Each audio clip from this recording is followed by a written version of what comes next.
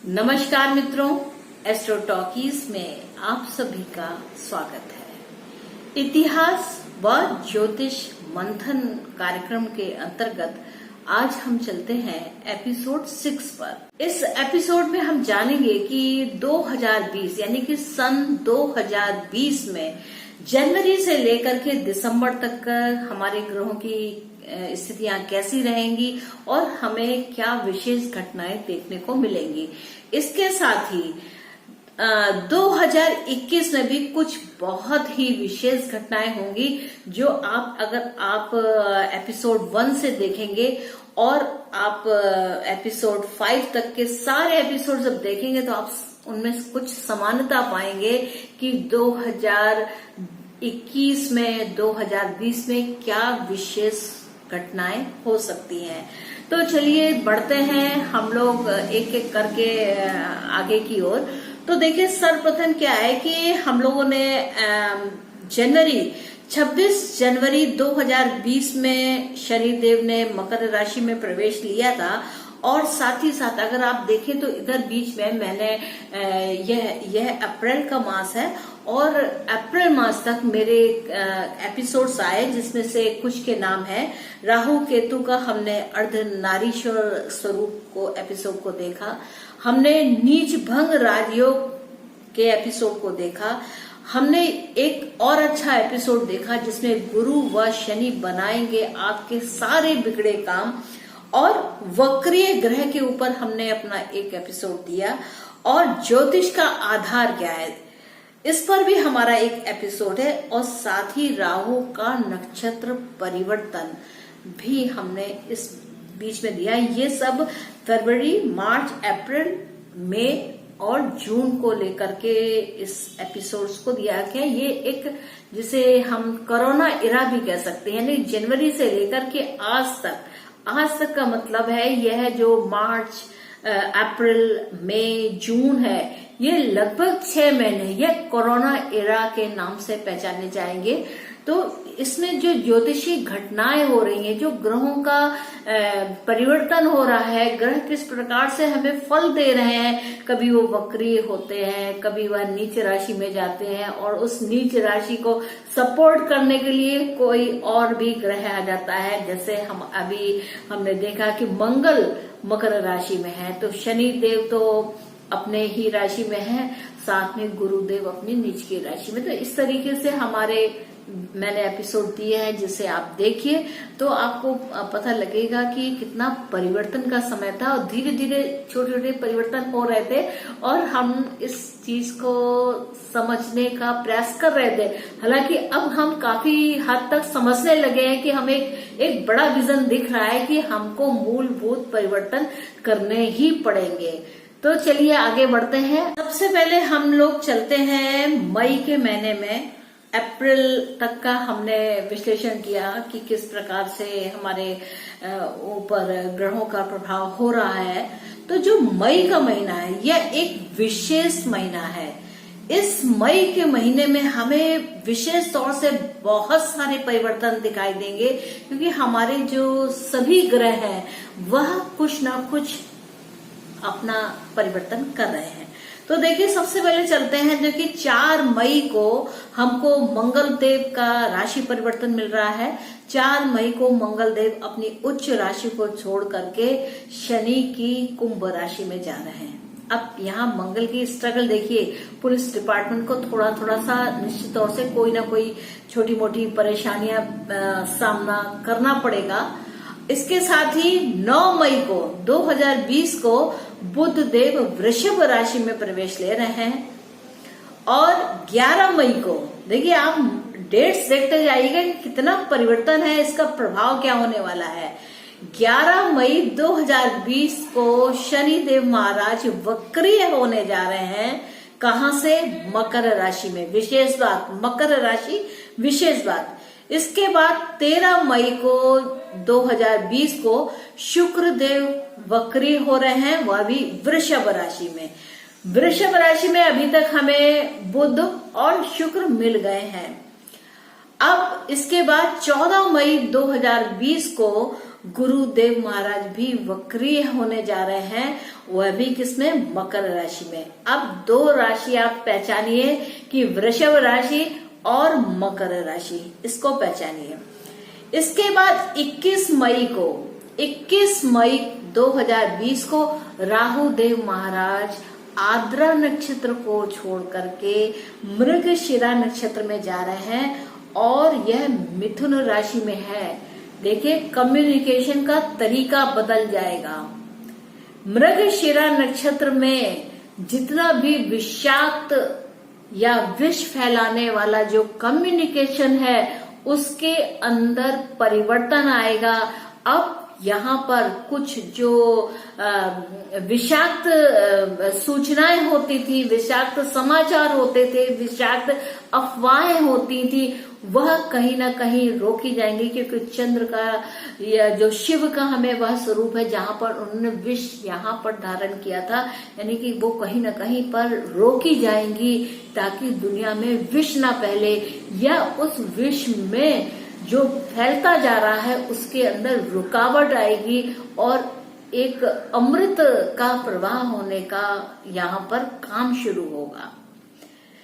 और 21 मई 2020 को ही एक और परिवर्तन है, वह है केतु देव का मूल नक्षत्र के द्वितीय पद में जाना।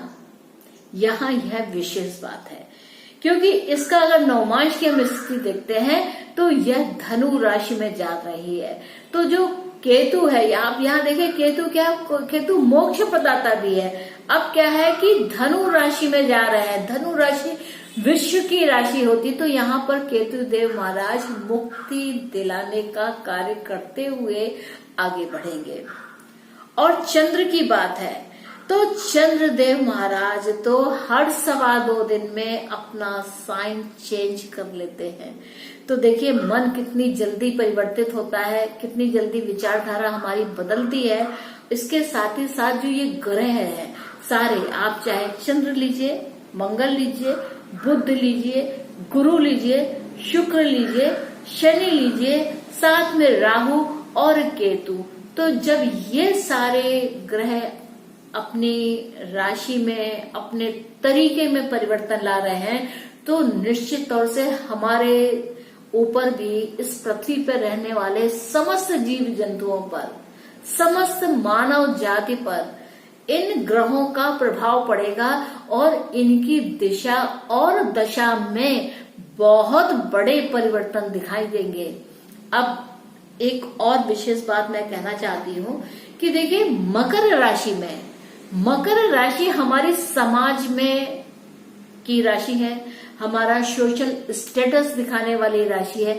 अब यहाँ पर ट्विस्ट हो रहा है, गुरु भी वक्री हो रहे हैं और शनि भी वक्री हो रहे हैं, यानी कि मंत्रणा, एडवाइस के द्वारा हमें अपने कुछ कर्मों को विशेष ध्यान देना होगा, उनमें परिवर्तन लाना होगा, जिससे सभी विश्व की सभी, मैंने केवल एक देश की बात नहीं, सभी की बात है, सभी पर पूरे विश्व में एक परिवर्तन दिखाई देगा, जो कि अब की स्थितियों को, अभी तक जो स्थितियां चली आ रही थी उनको देखते हुए बहुत ही आवश्यक था। साथ ही साथ यहाँ पर हमें कम्युनिकेशन का माध्यम में भी बहुत सारे परिवर्तन दिखाई दे रहे हैं, जो जैसे हम लोगों ने पिछले 1-1.5 साल में कम्युनिकेशन के माध्यम में एक तौर तरीके में चेंजेस थे, उन चेंजेस को छोड़ के हमें एक नए बदलाव दिखाई देंगे, जो कि आगे आने वाले समय के लिए बहुत ही अच्छे हैं। ये तो थी मई की बात। अब जून की बात आती है, जून 2020 की बात। तो जून 2020 में भी हमें परिवर्तन अभी हमारे चल ही रहे हैं, अभी परिवर्तन रुक नहीं रहे हैं। जून 2020 में हमें सूर्य ग्रहण के साथ साथ और भी कुछ परिवर्तन दिखाई देंगे कि शुक्र देव महाराज भी वक्री हो जाएंगे, बुध देव महाराज भी वक्री हो जाएंगे, शनि देव महाराज भी वक्री चल रहे हैं, गुरु महाराज भी वक्री चल रहे हैं, जो कि अपनी नीच की राशि में है। गुरु का नीच की राशि में होना और उसके साथ साथ वक्री होना एक अच्छी बात है, एक शुभ बात है कि उनके नीचत्व में कमी आना। इसके साथ साथ काल सर्प योग की भी भंग होना भी यहाँ पर हमें दिखाई पड़ेगा। अब जैसे हम लोग ग्रहण की बात करते हैं तो देखिए ग्रहण क्या है, वह 21 जून 2020 को सूर्य ग्रहण हो रहा है। यह जो सूर्य ग्रहण है वह सुबह 9:15 से लेकर के 3:30 तक महसूस किया जाएगा। इसका जो मोक्ष है वह 3:03 तक है। और इसमें इस ग्रहण का जो प्रभाव है विशेष रूप से मिथुन राशि के ऊपर होगा। अब मिथुन राशि में और जो यह पूरा नक्षत्र प्रभावित हो रहा है वह है मृगशिरा नक्षत्र पर इस ग्रहण का होना है। और इसके साथ ही साथ कर्क राशि, सिंह राशि, कन्या राशि, तुला राशि पर इस ग्रहण का विशेष प्रभाव होगा, क्योंकि इस दौरान में यानी कि 9:15 से लेकर के 3:30 के बीच में हमें कर्क राशि और मिथुन राशि, सिंह राशि, कन्या राशि और तुला राशि होगी। इनके ऊपर विशेष रूप से प्रभाव इस ग्रहण का पड़ेगा। और यह सारा का सारा जो ग्रहण है वह मिथुन राशि के अंतर्गत हो रहा है, यानी कि कम्युनिकेशन का जो माध्यम है। और मिथुन राशि के स्वामी क्या है, बुध देव हैं, जो कि वक्री हो रहे हैं। अब यहाँ पर धन क्षय तो दिख रहा है, बिजनेस लॉस तो निश्चित तौर से दिख रहा है, पर कम्युनिकेशन का तरीका बदल जाएगा, जिसमें बहुत सारे रिफॉर्म्स होंगे, सोशल चेंजेस आएंगे, इंटरनेट, ऑनलाइन और जितने भी प्रकार के कम्युनिकेशंस हैं, ट्रैवल्स हैं, छोटी दूरी की यात्राएं हैं के तरीके में मेजर चेंजेस दिखाई देंगे। और घर पर ही रह करके बहुत सारे उद्योग धंधे सामने आएंगे, ऐसे धंधे आएंगे जिसके ऐसे बिजनेसेस आएंगे जो कि हम घर से ही कर सकते हैं, जिसके लिए बाहर जाना भी नहीं पड़ेगा, क्योंकि इंटरनेट माध्यम बनेगा। यहाँ पर ध्यान रखिए कि इंटरनेट एक ऐसा माध्यम बनेगा जिसके द्वारा सारा कम्युनिकेशन होगा, मीटिंग्स होंगी, किसी से बातचीत होगी, सोशल व्यवहार होगा, सोशल स्टेटस भी इस कम्युनिकेशन के माध्यम से ही हमें दिखाई देगा। और जो वर्तमान में जो सोशल चल रहा था अभी तक, अभी ये कोरोना एरा के दौरान में ये सब चीजें बंद हैं, तो जो वह स्टेटस चल रहा था उसमें एक बहुत बड़ा परिवर्तन दिखाई देगा, जो हम मई के महीने में एक चेंज। और इसका जो दोबारा से इसको देखें कि इस चेंज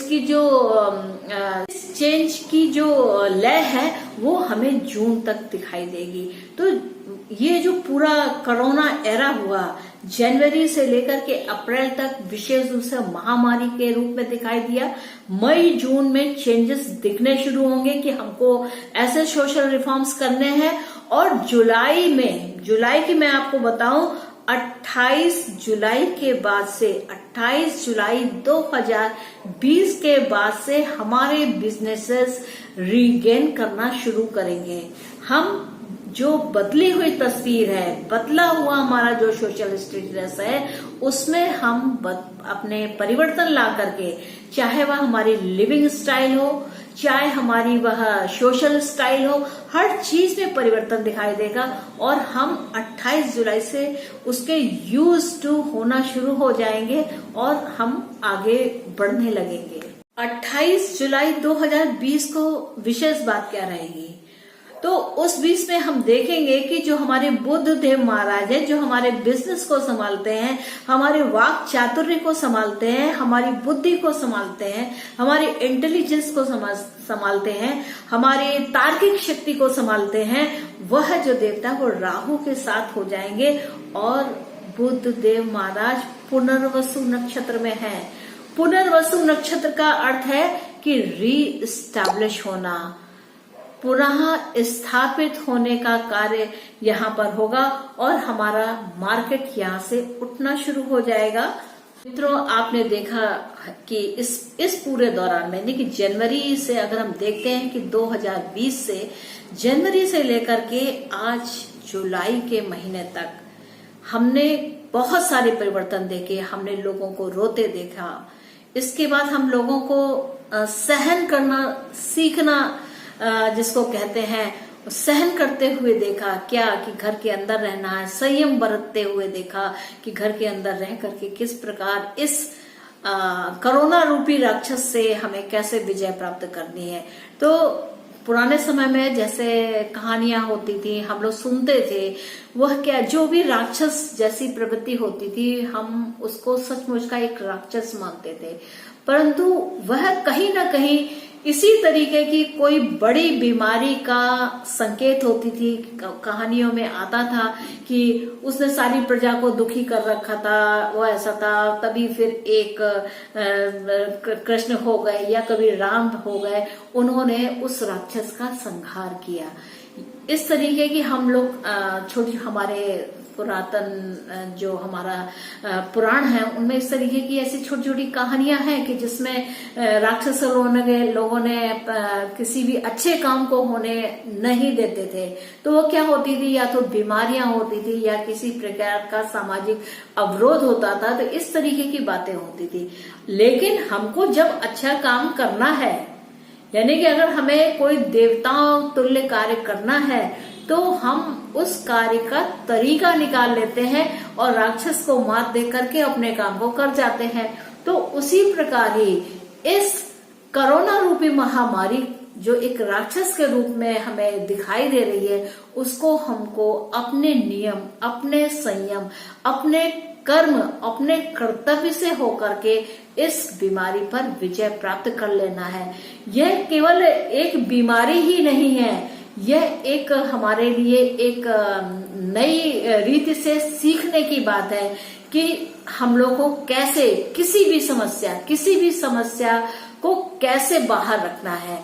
अगर पूरा समाज, सारे लोग इसी प्रकार हाथ धो धो के काम करते रहेंगे, साफ सफाई का ध्यान रखेंगे, इधर उधर कहीं थूकेंगे नहीं, तो हमारी जितनी भी रेलगाड़ियां हैं, हमारे जहाज है, हमारी सड़कें हैं, हमारी बसेस है, हमारा पूरा रास्ता है, कार्य करने का स्थान है, हम जहां भी कार्य करते हैं, अपने घर के पास, अपने आसपास, सब जगह अगर हम इसी प्रकार जागरूक होकर के साफ सफाई रखेंगे, मास्क लगाएंगे, तो बीमारी क्या, कोई भी बीमारी नहीं आ पाएगी। 1 साल के अंदर पूरा भारत स्वस्थ हो जाएगा। आप इस प्रयोग को करें और इसको अपनी आदत में उतारें कि साफ सफाई रखनी है, इधर उधर थूकना नहीं है, हमें अपनी रेलगाड़ियां साफ रखनी है, हमें अपनी बस साफ रखनी है, क्योंकि हम इसमें सफर करते हैं, ये हमारी चीजें हैं। हम क्यों थूके, हम क्यों गंदगी फैलाएं, हम क्यों इधर उधर अपना मल मूत्र विसर्जन करें। इस ओर को ध्यान रखें, क्योंकि इस जो वैश्विक बीमारी के रूप में राहु जो थे आद्रा नक्षत्र के रूप में हम लोग को दिखाया, तो इस जहर को अब पीने का समय है। इस जहर को, क्यों जो ये वैश्विक बीमारी थी, इसको गरल सुधारस यहाँ पर कि नहीं, हमको रोकना है और हम रोक करके ही आराम करेंगे और सुख चैन से रहेंगे। क्योंकि ये रोकने में ही आपको मृगशिरा नक्षत्र में लगभग 1 साल लग जाएगा। इसके बाद जब राहु जब आपके उच्च के हो जाएंगे, जब वह वृषभ राशि में जाकर के उच्च के होंगे, तब यही राहु आपको बहुत सारे सुख देने वाले हैं। तो मित्रों, मुझको आज्ञा दीजिए और आशा है कि आपको मेरा यह एपिसोड अच्छा लगा होगा। और आपने अगर मेरे एपिसोड्स आप एंजॉय करते हैं, then please do like, share and subscribe my channel Astro Talkies. और फिर मिलते हैं ज्योतिष की कुछ नई जानकारियों को लेकर के। तब तक के लिए नमस्ते।